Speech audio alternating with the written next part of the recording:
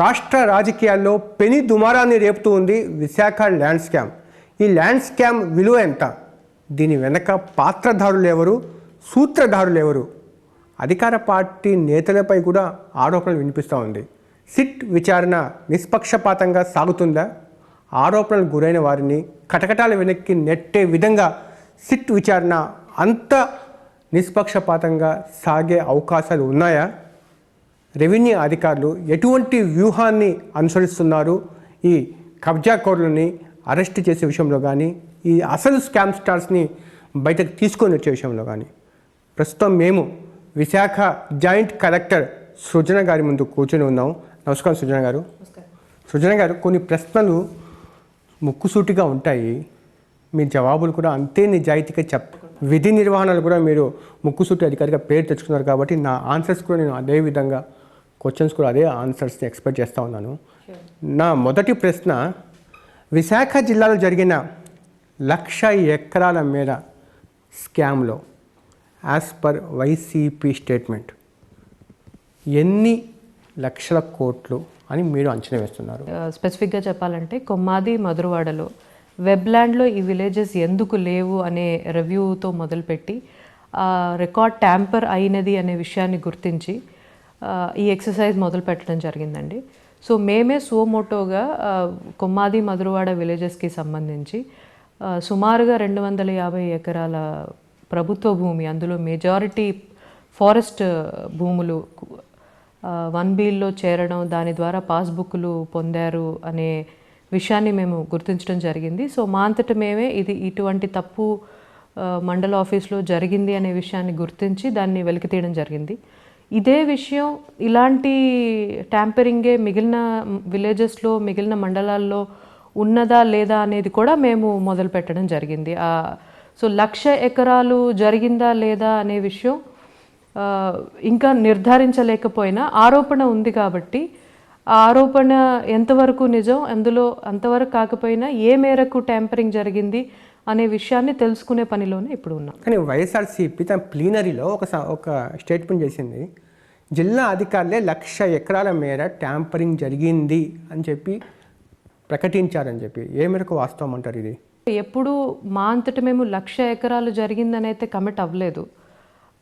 మేము గుర్తించింది 2 విలేజెస్లో, ఆ 2 విలేజెస్లో 250 ఎకరాలు, దాని విలువ 1,600 కోట్లు ఉంటుంది అని చెప్పడం వాస్తవం. ఎంఆర్ఓ కస్టడీలో ఉండాల్సిన ఫీల్డ్ మెజర్మెంట్స్ రిపోర్ట్స్ అనేది రెవెన్యూ రికార్డ్స్ ప్రైవేట్ వ్యక్తుల చేతుల్లోకి ఉండడము, ట్యాంపరింగ్కి గురి కావడము, ఇవన్నీ రెవెన్యూ అధికారుల వైఫల్యం కిందకి రాదంటారా? ఈ విధమైన ట్యాంపరింగ్స్ జరగడంలో రెవెన్యూ తప్పిదం ఉంది అనడానికి సందేహం లేదు. సో అటువంటి తప్పిదం మొత్తం జిల్లా వ్యాప్తంగా జరిగిందా, అందరూ దొంగలా అంటే అది ఆరోపణకి ఇంకా మనకి సాక్ష్యాలు లేవు. కానీ రెవెన్యూ సిబ్బంది తీసుకోవాల్సిన జాగ్రత్తలు తీసుకోకపోవడం వల్ల ఇలాంటి ట్యాంపరింగ్స్కి ఆస్కారం ఉంది అనడంలో. ట్యాంపరింగ్ జరిగిందని చెప్పి మొట్టమొదటిగా ఆ అక్రమాన్ని గుర్తించింది జేసీ సృజన, అంటే మీరే. జిల్లా కలెక్టర్ ఆ విషయం మీడియా సమావేశంలో చెప్పారు. ఆ తర్వాత సృజన గారి మీద విపరీతమైన ఒత్తిడి తెచ్చే ప్రయత్నం చేశారు అధికార పార్టీ నేతలు అని చెప్పి ఒక ఆరోపణ ఉంది. అది వాస్తవం అంటారా? To be fair to everybody, నాకైతే ఇప్పటి వరకు ఫోన్స్ రావడం కానీ, ఇది ఎందుకు చేస్తున్నారని కానీ, చేయవద్దని కానీ అయితే ఎటువంటి ప్రెషర్ కానీ నాకు లేదండి. అంటే ఇలాంటి వాటికి భయపడతానో ఆర్ తలొగ్గుతానో అనే మనస్తత్వం ఉంటే ప్రాబబ్లీ నేను అసలు చెప్పను. ఇలాంటిది జరిగిందనే చెప్పకుండా సైలెంట్గా ఉండడమే బెటర్ అనుకుంటాం. సో నాకు అటువంటి భయం కానీ ఆర్ ప్రెషర్ కానీ అయితే లేదండి. ఆ 2 విలేజెస్లో తీగ అయితే బయటపడింది. ఆ డొంక కదిలించడానికి అవసరమైన చర్యలు తీసుకోండి అని చెప్పి ఫ్రీ హ్యాండ్ జేసీ గారు కానీ, జిల్లా కలెక్టర్ గారు కానీ ప్రభుత్వం ఇచ్చేసిందంటారా? మా mandate is to know what is the tampering extent, ఎంతవరకు ప్రభుత్వ భూమి అన్యాక్రాంతం అయిపోయింది, అందులో ఎటువంటి చట్ట వ్యతిరేక కార్యక్రమాలకి ప్రభుత్వ ఉద్యోగులు కానీ ఆర్ వారి వెనకాల నడిపించిన ఎవరు పెద్దవారు ఉన్నా కానీ వాళ్ళని కనిపెట్టడంలో మా మీద ఎటువంటి ప్రెషర్ కానీ ఇన్ఫ్లుయెన్స్ కానీ లేదు, ఉండదు అని నేను గట్టిగా చెప్పగలను. ఈ మొత్తం వ్యవహారంలో తహసీల్దార్ శంకర్రావు అనేది మెయిన్ కల్ప్రిట్ అంటారు ట్యాంపరింగ్ విషయంలో. కానీ మీడియాతో మాట్లాడుతూ శంకర్రావు అసలు ట్యాంపరింగ్ సంబంధించిన వ్యవహారాన్ని ముందు క్లూ అందించింది జిల్లా కలెక్టర్కు నేనే, ఫలితంగా నా మీదే వేటు వేశారు అంటారు. యాక్చువల్గా ఇది ఎంతవరకు వాస్తవం అంటారు? శంకర్రావుని ఈ వ్యవహారం అంతా, ఈ ట్యాంపరింగ్ అనే వ్యవహారం మేము కనిపెట్టక ముందే ఇంకొక కేసులో, అంటే ఇదే విధమైన మోడస్ ఆపరండి ఉపయోగించి ప్రభుత్వ భూమిని 1Bలోకి ట్యాంపరింగ్ చేసి దాని రిజిస్ట్రేషన్ కూడా చేశారు. ఆ చేయటంలో వారి పాత్ర ఆర్ వారి బాధ్యతారాహిత్యం ఉంది అనే విషయాన్ని ఎంక్వైరీ చేసి నిర్ధారించిన తర్వాత వారి మీద యాక్షన్ తీసుకోవడం జరిగింది. సో వారు ఇచ్చిన ఇన్ఫర్మేషన్ని బట్టి మేము ఇది వెలికి తీసాము అనడం కరెక్ట్ కాదు. ఒకటి, ఈ రాజకీయంగా పొలిటికల్గా ఆరోపణలు ప్రత్యారోపణలు, అంటే ఎవరి పొలిటికల్ మైలేజ్లో వాళ్ళు ఒక ప్యానిక్ సిచ్యువేషన్ని విశాఖ జిల్లాలో క్రియేట్ చేశారు. మీరు మా కెమెరాల సాక్షిగా చెప్పాల్సిన అంశం ఏంటంటే, ఇప్పుడు ఎన్ని ఎకరాలు ప్రభుత్వ భూమి రికార్డులు తారుమారయ్యాయి, ప్రైవేట్ భూమి ఎంత తారుమారయ్యాయి అని చెప్పి ప్రాథమిక అంచనాల ప్రకారము విచారణలో తేలిందంటారు. ఎక్స్పీరియన్స్లో తెలిసింది 1Bలో ప్రభుత్వ భూమి ఎక్కించి ఈ విధంగా ట్యాంపరింగ్ చేశారు అని. సో మేము అన్ని విలేజెస్లో, అన్ని మండలాల్లో కూడా ఈ రోజున, అంటే 1B అనేది పూర్తిగా ప్రైవేట్ ల్యాండ్ సంబంధించిన సమాచారాన్ని 1Bలో ఉంటుంది.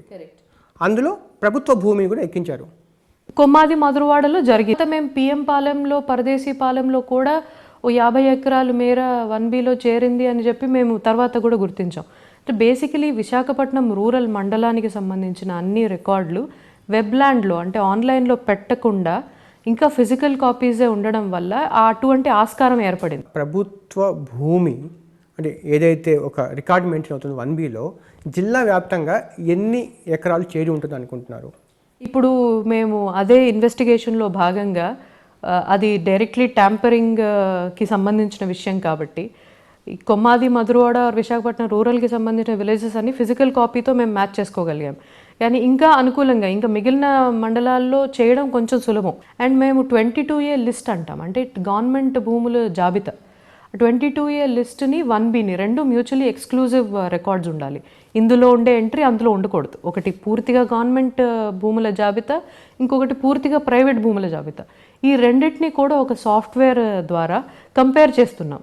సో ఎప్పుడైనా వెబ్ల్యాండ్ మొదలుపెట్టినప్పటి నుంచి ఎప్పుడైనా కానీ గవర్నమెంట్ భూములు 1Bలోకి చేరాయా అనే విషయాన్ని మేము ఆల్రెడీ కంపేర్ చేస్తున్నామండి. మొత్తం అన్ని జిల్లా వ్యాప్తంగా అన్ని విలేజెస్కి సంబంధించిన రికార్డ్తో. జేసీ గారు, అంటే FMBలో పేర్లు తారుమారైనంత మాత్రాన ఓనర్షిప్ రైట్స్ని క్లెయిమ్ చేయలేము అని చెప్పి మీరు చెప్తున్నారు, అంటే టైటిల్ డీడ్ని తీసుకోలేము అని చెప్పి. బట్ ఆ FMBల ఆధారంగా బ్యాంకుల్లో లోన్ తీసుకునే అవకాశాలు కనిపిస్తున్నాయి. FMB ఆధారంగా లోన్లు తీసుకోరండి. ఇంతగా ట్యాంపరింగ్ చేసి 1Bలో కానీ పాస్బుక్లు కానీ తీసుకుంటే లోన్ తీసుకోవడానికి ఆస్కారం ఉంటుంది. కొన్ని చోట్ల మన బ్యాంక్ అధికారులు కూడా ఈ స్కామ్ స్టార్ట్స్తో కొల్లుడైపోయి లక్షలాది రూపాయలు, కోట్లాది రూపాయలు లోన్లు ఇచ్చేసి అలా కూడా ములాఖాత్ అయ్యి జరిగిన సందర్భాలు చాలా ఉన్నాయి కదా. ఇక్కడ కూడా అటువంటి మోడస్ ఆపరండి ఈ జిల్లాలో కూడా ఇంతకుముందు ఉన్న దాఖలాలు ఉన్నాయండి. సో అది కాకపోతే ఈ కొమ్మాది మధురవాడలో కూడా మనం అదే జరిగి ఉంటుందేమోనని అనుకున్నాం. బికాస్ పాస్బుక్లు కొన్నిటికి ఇవ్వలేదు, 1Bలో మాత్రం ఎక్కించారు. సో ఏం లాభం ఉంటుంది అని ఆలోచిస్తే పాస్బుక్లు ఇవ్వలేదు, అమ్మలేదు, ట్రాన్సాక్షన్ జరగలేదు, బికాజ్ అవన్నీ 22Aలో ఉన్నాయి. సో మరి ఎందుకోసం ఇటువంటి ట్యాంపరింగ్స్ చేస్తారు అని ఆలోచిస్తే కనిపించే ఒక సమాధానం లోన్లు తీసుకోవచ్చేమో. సిట్ విచారణ ఏదో ఒక విశాఖపట్నం రూరల్ మండలము పక్క మండలానికి పరిమితం చేశారు తప్ప జిల్లా అంతటా లేదు అని చెప్పి ఒక రకమైన ఆరోపణ రాజకీయంగా. ఇది ఎంతవరకు కరెక్ట్ అంటారు? మేము మా పరిధిని కేవలం కొమ్మాది మధురవాడకో విశాఖపట్నం రూరల్ మండలానికో పరిమితం చేయలేదు. మొత్తం జిల్లా వ్యాప్తంగా ఎటువంటి కేసెస్లో అయినా ప్రభుత్వ భూమి అన్యాక్రాంతమైన ఇల్లీగల్ మీన్స్లో, అంటే ప్రాపర్ ప్రొసీజర్ ఫాలో అవ్వకుండా ప్రభుత్వ భూమి అన్యాక్రాంతం అయిన ప్రతి కేసుని, అండ్ ప్రజలు ప్రభుత్వ భూమి ఎంక్రోచ్ అయిపోతుంది అని మా దృష్టికి తీసుకొచ్చిన ప్రతి కేసుని మేము విచారణలోకి తీసుకుంటాము. 2500 అప్లికేషన్స్లో వివిధ రకాల కారణాలు ఉన్నాయి. అందులో ప్రైవేట్ ల్యాండ్స్ ఎంక్రోచ్మెంట్ అయ్యే కేసెస్ ఉన్నాయి, గవర్నమెంట్ ల్యాండ్స్ ఎంక్రోచ్ అయ్యే కేసెస్ ఉన్నాయి, land grabbing cases by tampering records ఉన్నాయి. ఇలా చాలా రకాల కేసెస్ ఉన్నాయి. అండ్ ప్రతి దానికి కూడా మేము వాటిని అక్నాలెడ్జ్ చేస్తూ దానికి రాతపూర్వకంగా సమాధానం ఇచ్చే బాధ్యతను కూడా తీసుకుంటాం. నిన్న మంత్రి అయ్యన్న పాత్రుడు సిట్కి కంప్లైంట్ చేశారు. ఒకటి 193 కోట్ల రూపాయలు లోన్ తీసుకున్నారు ప్రభుత్వ భూమిని పెట్టి అని చెప్పి, అది ఏదైనా విచారణ సాగుతూ ఉందంటారా ఆ దిశగా? మినిస్టర్ గారు వచ్చి మా దగ్గర అది డీటెయిల్స్ ఇవ్వడం జరిగింది. అవన్నిటినీ కూడా మేము ఎంక్వైరీ చేస్తాం. ఈ అధికార పార్టీలో ప్రముఖుల వ్యక్తులను కూడా మీరు యాక్షన్ తీసుకుంటారంటారా? తప్పకుండా తీసుకుంటామండి. అది తప్పు అని ప్రూవ్ అయితే ఖచ్చితంగా తీసుకుంటాం. అంత నిష్పక్షపాతంగా రెవెన్యూ అధికారులు పనిచేస్తారంటారా? మా మ్యాండేట్ అదేనండి, మా డ్యూటీ అది. అంటే protection of government land as a government employee, as a revenue employee, that is my primary duty. అది ఖచ్చితంగా ఆ కాన్ఫిడెన్స్ నేను ఇవ్వదలుచుకున్నానండి. అంటే మంత్రులు ఎమ్మెల్యేలే బయటకు వచ్చి ఇక్కడ అధికారులు అమ్ముడుపోతున్నారు, రెవెన్యూ శాఖ అధికారులు అమ్ముడుపోతున్నారు అని చెప్తుంటే ఈ సిచ్యువేషన్ మరింత ప్యానిక్గా తయారయ్యే అవకాశం కనిపిస్తున్నాయి. ఇటువంటి నేపథ్యంలో సిట్ విచారణ సాగింది. సిట్ విచారణ సాగతానే ఉంది. ఇప్పటి వరకు ఏం అరెస్టు జరగలేదు జేసీ గారు. కారణం ఏమంటారు? అరెస్టులు ఖచ్చితంగా జరుగుతాయండి. ఇప్పటి వరకు ముందు 29 మంది జాబితాని సిట్ ఏర్పడక ముందే మేము గుర్తించిన 29 బెనిఫిషియరీస్ జాబితాని మనం ఎఫ్ఐఆర్ ద్వారా పోలీసులకు తెలియజేయడం జరిగింది. దాని తర్వాత పిఎం పాలెం, ఇందాక చెప్పినట్టు పిఎం పాలెం, పరదేశీ పాలెంలో కూడా కొంతమంది బెనిఫిషరీస్ ఈ విధంగా ఇల్లీగల్ మీన్స్తో గవర్నమెంట్ భూమిని వారి పేరును రాయించుకున్నారని గుర్తించడం జరిగింది. సో అవి కూడా యాడ్ చేస్తూ ఇప్పటి వరకు 49 మంది మీద మనం కేసు పెట్టడం జరిగిందండి. ఇంకా కూడా ఇప్పుడు వచ్చిన 22,500 అప్లికేషన్స్ని కూడా క్షుణ్ణంగా పరిశీలించి ఎక్కడ ఎవరిదైనా తప్పు కనిపించినా ఆర్ ఇల్లీగల్ మీన్స్లో భూమిని కబ్జా చేయడానికి ప్రయత్నం కనిపించినా చోడవరంలో చాలామంది రాజకీయ ప్రముఖులు, పెద్ద పేర్లు ఉన్న వాళ్ళు కూడా ఆరోపణలకు గురయ్యాయి. వాళ్ళ మీద కేసులు నమోదు చేయన్నాయా అంటారా? చేస్తామండి, ఖచ్చితంగా చేస్తాం. అంటే మాజీ సైనికులకి ఇచ్చే ప్రభుత్వ భూమి ఉందో దానికి ఎన్ఓసీలు అడ్డదారుల్లో తీసుకున్నారు. చాలామంది ఆ బాధితులకు కూడా తెలియదు ఎన్ఓసీలు వచ్చే సంగతి. ఈ స్కామ్లో రాజకీయ పార్టీలు, ఆ పార్టీ ఈ పార్టీ అని తెలియకుండా అన్ని రాజకీయ పార్టీలు కుమ్మక్కయ్యి గత 12 ఏళ్ళుగా కొల్లకట్టారు మాజీ సైనికులకు ఇచ్చిన ప్రభుత్వ భూముల్ని అంటారు. ఇది మీ దృష్టికి వచ్చిందా? నేను as an administrator, I will talk as an administrator again అండి. సిట్ ఏర్పాటు చేసిన తర్వాత ఇందాక చెప్పినట్టు నా పరిధిని కేవలం ట్యాంపరింగ్కే మనం పరిమితం చేయకుండా ఏ విధంగా ఎన్ని రకాలుగా ప్రభుత్వ భూమిని ఒఫీషియల్ సోర్సెస్ కూడా వాడి ఇల్లీగల్ మీన్స్లో అన్యాక్రాంతం అవుతాయి అన్న అన్నిటినీ మేము పరిశీలించడం జరిగింది. అందులో ఒక్కొక్క థింగ్ ఈజ్ ఎన్ఓసి ద్వారా కూడా ప్రభుత్వ భూమిని ప్రైవేట్ వ్యక్తులకి అమ్ముకోవడానికి మనం లైసెన్స్ ఇస్తాం. అది ఇవ్వడం తప్పు కాదు, ఇల్లీగల్ మీన్స్లో ఇవ్వడం తప్పు. జేసీ గారు, ఎన్ని ఎన్ఓసీలు ఇచ్చారు విశాఖ జిల్లాలో? 69 ఎన్ఓసీలు ఇచ్చారు అని మేము ఈ 69 మంది ఎన్ఓసీస్లో అంటే 2007, 2008, 2009 ఆ సంవత్సరం సంబంధించిన ఎన్ఓసీ జారీ చేసిన ఎన్ఓసీలు కూడా ఉన్నాయా? ఉన్నాయండి. ఇప్పుడు ఒక ఎన్ఓసీ జారీ చేశారు.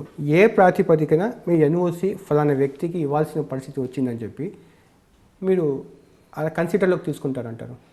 ఒక ఎన్ఓసీ మనం అంటే ప్రభుత్వ భూమిని అమ్మడానికి మనం లైసెన్స్ ఇవ్వడం ఎన్ఓసీ అంటే అది ఎక్స్ సర్వీస్ మెన్కి కానీ లేదా పొలిటికల్ సఫరర్ కానీ ఒక ఫ్రీడమ్ ఫైటర్కి కానీ ఇస్తామండి.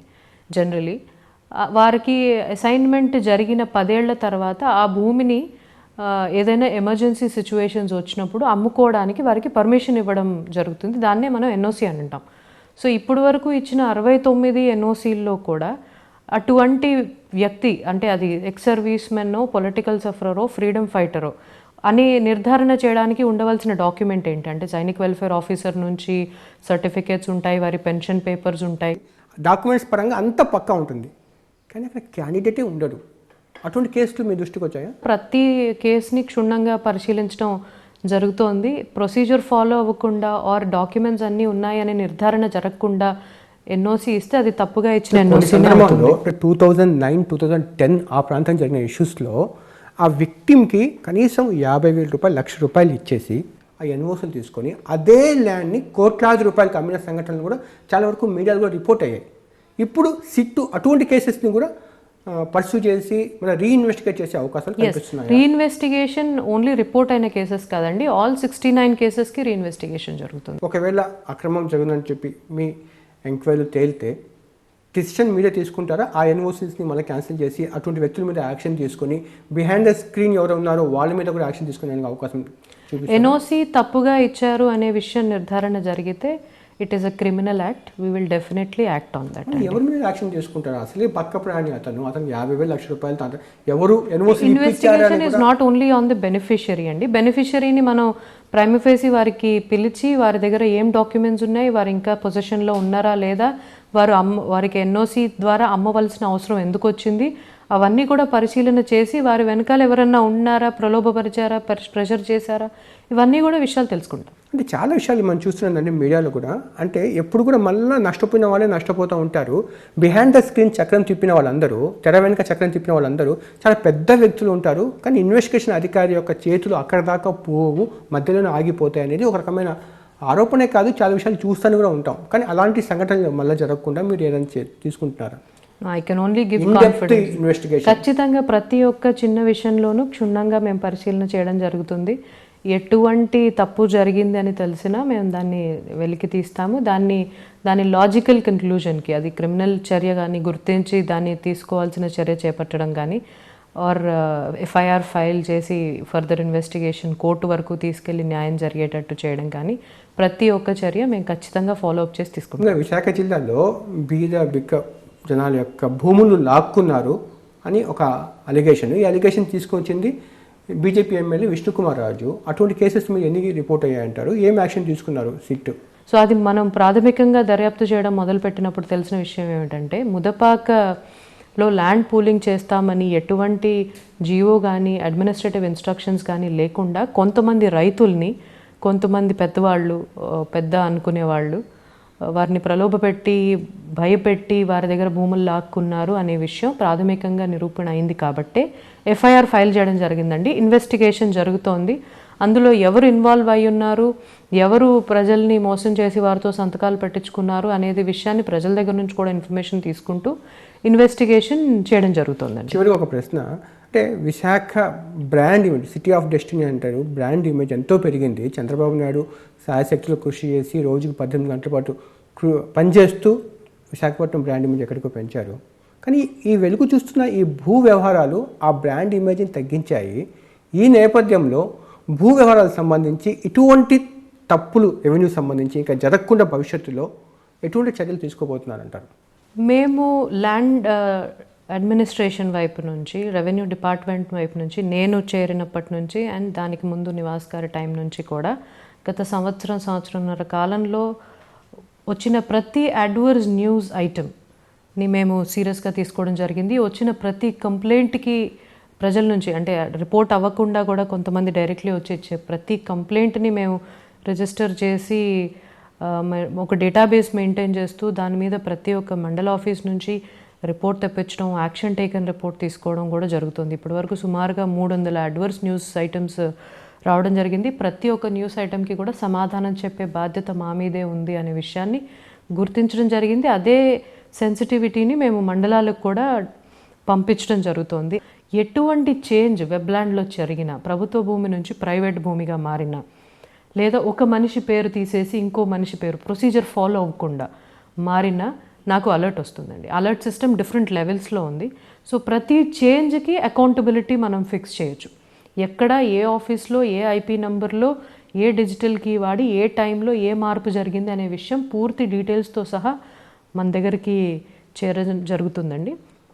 అండ్ అది మాత్రమే కాకుండా 22A లిస్ట్ అనేది మేము అన్ని జిల్లా వ్యాప్తంగా ఫైనలైజ్ చేయడం జరిగింది అన్ని మండలాలకు సంబంధించి. అంటే బేసిక్లీ అవన్నీ గవర్నమెంట్ లిస్ట్ జాబితా.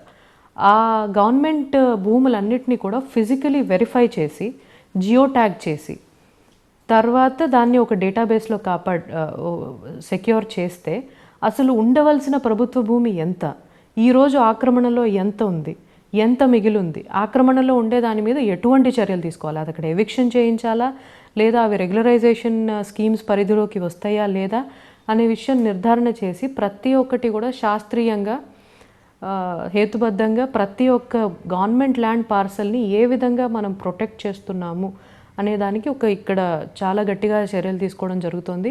అందులో ఎటువంటి అలసత్వం ప్రదర్శించినా కానీ, అది రెవెన్యూ సిబ్బంది అవ్వచ్చు, ఇంకెవరైనా అవ్వచ్చు, అలసత్వం ప్రదర్శించినా కానీ మనం 0 టాలరెన్స్తో వెళ్తున్నామండి ఈ జిల్లాలో. ఇప్పుడు దాకా ఎంతమంది ఎంఆర్ఓల మీద, ఆర్డీఓల మీద ఆరోపణలు వచ్చాయంటారు? ఎంతమంది యాక్షన్ తీసుకోబోతున్నారు? ఇప్పుడు వచ్చిన 2500 అప్లికేషన్స్లో, పిటిషన్స్లో కూడా ఎవరిదైనా తప్పు ఉంది అని ఎక్కడ తెలిసినా మన ఖచ్చితంగా వారి మీద యాక్షన్ తీసుకుంటాం. ధన్యవాదాలు జేసీ గారు, మీ సమయం మాకు ఇచ్చినందుకు. ఇది జేసీ గారితో జరిగిన ఫేస్ టు ఫేస్. చూస్తూనే ఉండండి TV9.